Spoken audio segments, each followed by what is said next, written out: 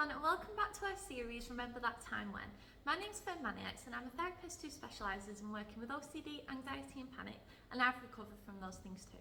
And this is my lovely partner, Andrew. Hello everyone, my name's Andrew Mellish from Andrew Mellish Therapy, and like Ferne, I'm also a therapist who also specialises in working with OCD and anxiety, and I've also recovered too. You have, well done. And yeah, here we are today, and we're going to really focus on our next question, which is... Remember that time when we both really struggled with relationship OCD?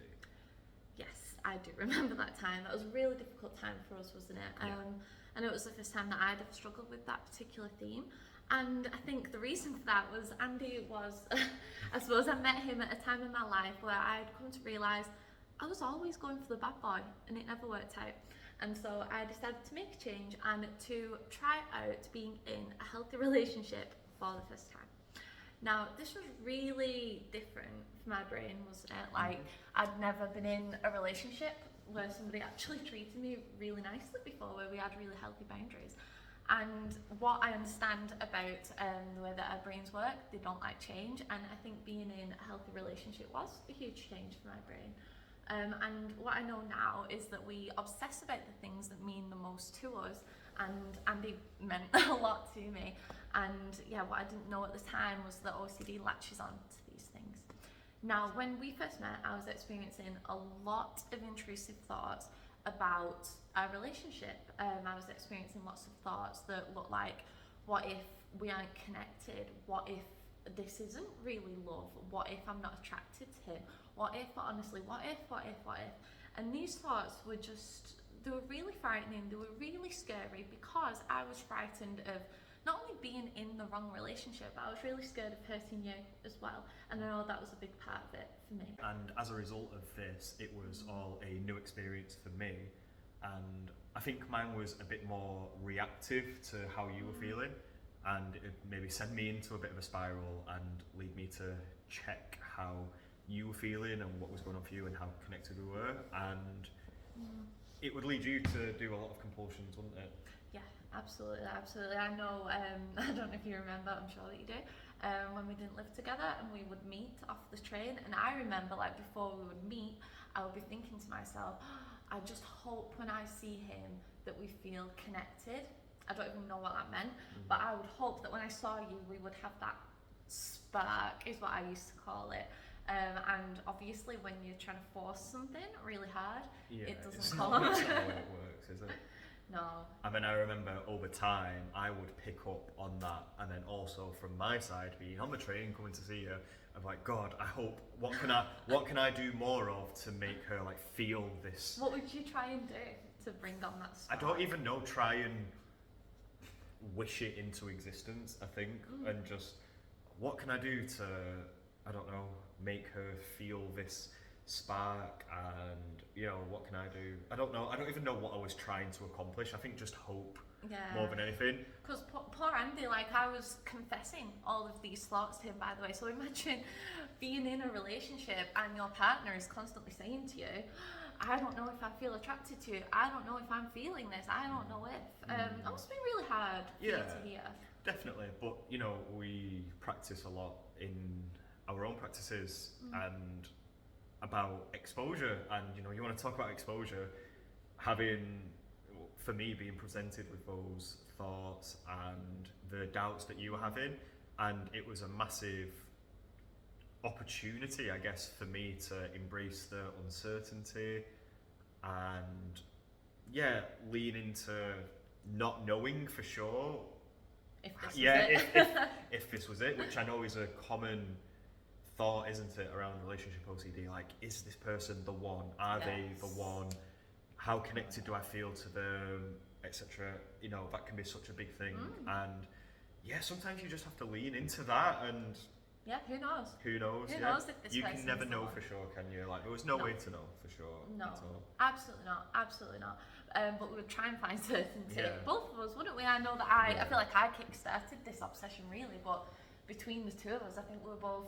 I think, we kind of both, and you know, we didn't know any better at the time. No, we didn't. But I think perpetuating that cycle, you know, if I would feel it coming off you, you know, it probably didn't help that already before we'd even meet, once I started to pick up that this was a theme, I would be wary of it and be like, right, how is Ferne going to feel today? And if she's feeling this way, how do I behave? And that already kind of puts you on high alert before I even get to, because I can never know how you're going to be feeling. No, and I know for me, I would be like reading the text messages that we'd send to each other, and I would be checking like, oh, are we connected right now? Are we feeling it now? And I would be starring messages in our WhatsApp chat, like, were these good ones? Did I feel connected here or not? Yeah, I know you've mentioned that one of the big things for you was checking pictures and to see, how connected we were in the pictures. I think maybe more of a safety behaviour for me would be on the days where we felt like just on other sides of the planet, I'm not feeling connected to Ferne today. Let me scroll back in my phone and find how long ago was it, because it can feel like a lifetime. Yes.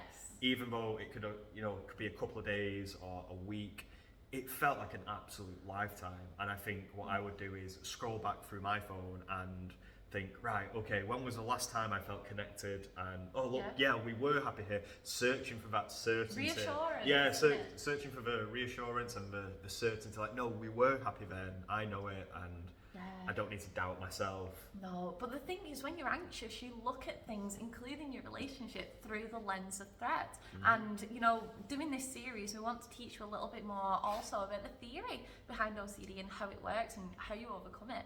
And obviously, the OCD cycle is you experience an intrusive thought, such as, what if I'm not attracted to my partner?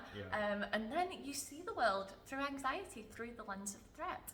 And what you have to try and do, which is what we weren't too good at the start, is to let go of the compulsions. So the things that you do, such as what you just said about the text messages, it's about letting go of those and leaning into the uncertainty and allowing that thought to be there whilst getting on with your day. And this is what we had to try and do, didn't we? But it was so hard.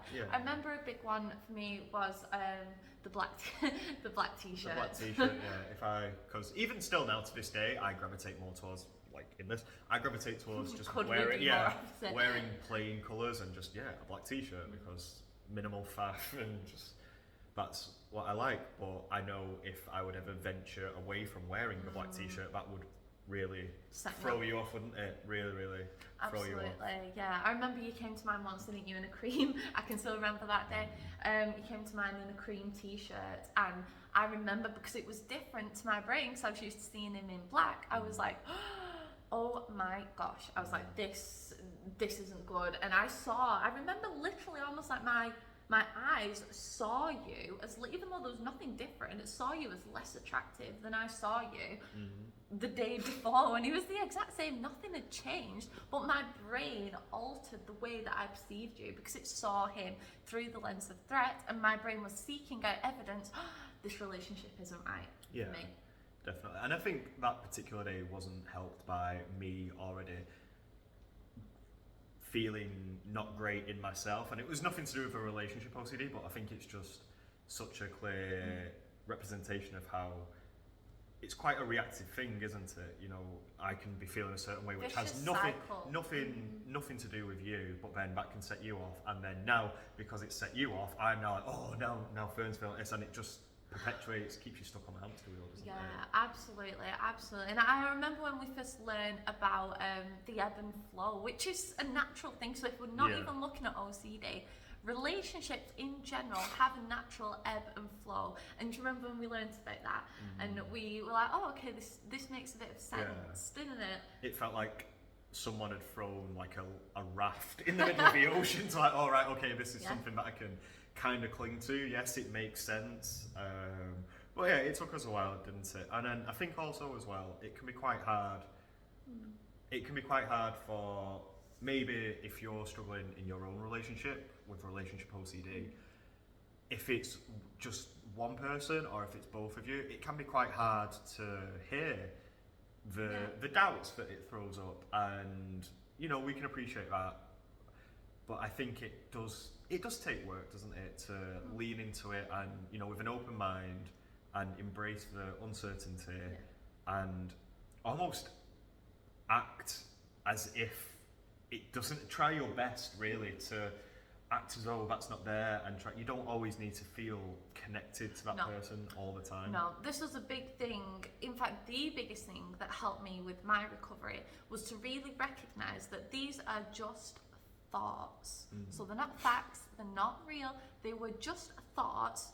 That's the first thing. The second thing being that we obsess about the things that mean the most to us, which tells me obviously my relationship is important to me, and it is, but also that we need to go with non-anxious us, so we need to not engage with the compulsions, as difficult as it is. And a good thing that I kept with me was almost like a bit of a mantra, which was, I don't need to feel connected right now.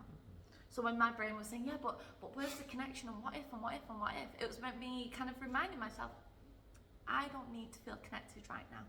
And there was something about trusting that if I left it alone, and if I stopped checking Andy and be like, am I attracted? Why has he got that on? What if, what if, what if? If I stopped doing all of that stuff, we would reconnect again. Yeah, and I think as well on that, it's when, with the nature of anxiety and OCD, it makes it really, really hard to feel connected to yourself. So how on earth are you able to be connected to someone else and feel that between you? You know, it's really, really hard. It is really hard to do that. And it is. It's difficult on both sides, isn't it? Definitely for you to come into it and with the attitude shift of, all right, okay, I'm going to embrace this uncertainty and go with non-anxious me and act as though this isn't going on for me in my head. And then it's also hard for me to, from my side, to be, all right, okay, let's just embrace it. And well, a big part of this, I guess this is nitty-gritty stuff. If you're a client of mine and you don't want to hear that I have sex, please tune out. But, you know, we're all humans, and this is an important part of relationships. I know intimacy, you know, that has been a struggle for us at the start with our relationship OCD, hasn't it? Because at one point I was avoiding intimacy, and I was kind of be like, no, you know, I don't want to be intimate. You know, what if this isn't right? Or on the flip side, which is a common thing for people with relationship OCD, they would be intimate as a form of checking. So they would be intimate to check in. Am I enjoying this? Does this feel right? Do we feel connected? And of course, a big part of exposure therapy, and you know, this can feel a bit difficult, but it is about you living your life as you would, and this includes intimacy, despite the intrusive thoughts being there, or despite the intrusive sensations. And actually, a big part of our relationship OCD recovery was to re-engage with our sex life again, despite the panic. Feel the fear, but do it anyway. What was that like for you? I think that could be important to talk about. Yeah, it was hard at first, especially when I would pick up on it, and sometimes it would feel as though, because it's, you know, intimacy, it's an opportunity to feel connected to your partner physically and emotionally. But when I would pick up on you doing it anyway, I knew that I knew that you were doing this not out of an act of wanting to be physically connected, but out of, like, you know, I should probably, this is something important to go towards my recovery. I would pick up on that. And also, it's tricky, you know, from the other person's perspective, you know, like there would come my own thoughts like, what is the point in this? You know, why are we bothering doing this? This doesn't feel, it feels meaningless, it feels not authentic. But what we know about recovery is that we can't go from, and this is something I teach my clients, we can't go from avoidance land to having, in this case, having a really good connected sex life. We can't just jump from here to here. We need to do the thing, in this case intimacy, alongside the anxiety, to show your brain, look, I'm in the driver's seat, not you. And there needs to be a stepping stone. That was probably, now that we're talking about it, I think that's one of the hardest stepping stones I've done in my recovery. Of course. I know when we were in that space with it, I know one of the really horrible intrusive thoughts I would get, because it didn't feel as though you wanted to be doing it like 100%. It would almost feel, I know this is really like an extreme example, but it would feel a bit like rapey. I know that's like a really harsh word to use, but like this person, you know, I know that they're doing it for their recovery, but also, you know, they don't really want to be doing this right now, but yeah, I'm just going to have to force myself to do it.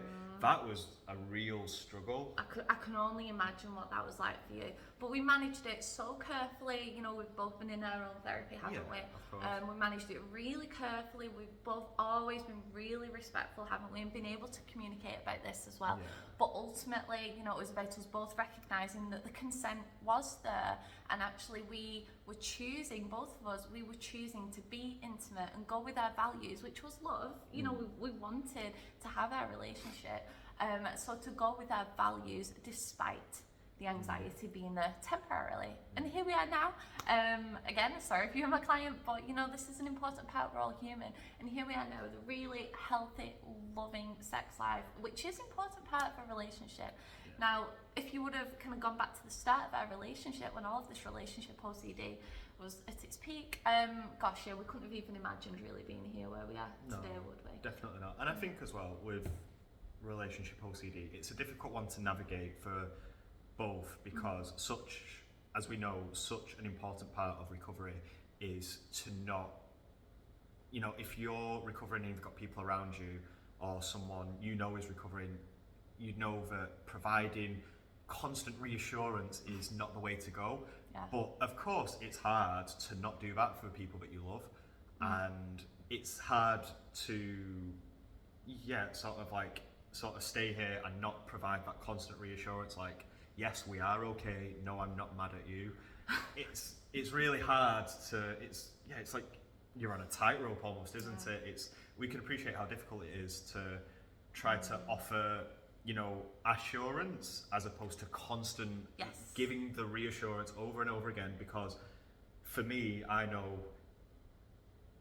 for both of our sakes, for you it's going to make you feel better, and for me it's going to make me feel better because it's going to make you feel better. In the long run. Yeah, in the short term, if you're wanting a bit of reassurance, to resist the urge to indulge you in it, as hard as that is, I think that is a really, really important part, which is why I think, you have to communicate with your partner about what is going on. And sometimes that means saying, look, no matter how much I want it or sneakily try and check for it, please don't indulge my reassurance seeking, because all that's going to do in the long term is keep them stuck. Yeah, absolutely.